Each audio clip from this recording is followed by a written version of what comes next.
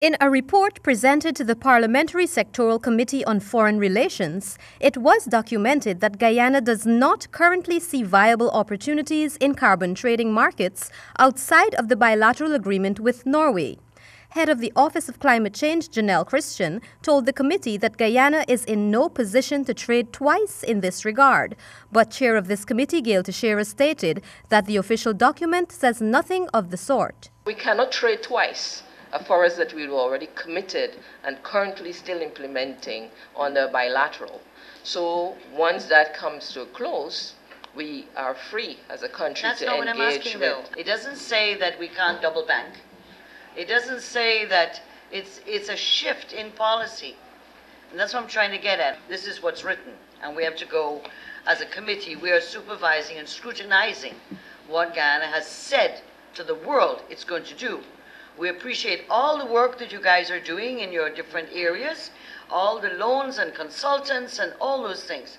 But we are looking as a committee of are there any shifts and how are we going to do this if there is a shift? If there's not, then how are we going to continue? However, according to head of the Planning and Development Unit at the Guyana Forestry Commission, Pradeepa Bolanat, when Norway signed the agreement with Guyana to pay for avoided deforestation, there were very few partners who were offering what Norway did.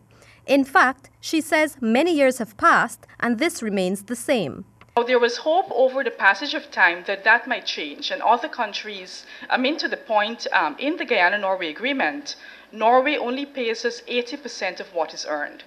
And it is because it was expected to be a motivation for it to move from a bilateral to have other parties also join the agreement. So it really was a motivation for it not to remain a bilateral, for it to have other parties also join that forest and climate agreement.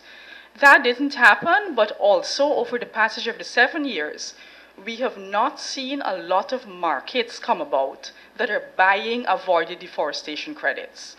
Additionally, she explained that all of the existing carbon trading markets, both regionally and internationally, are paying for emissions reduction and are largely focused on trading with countries that are offsetting or lowering emissions.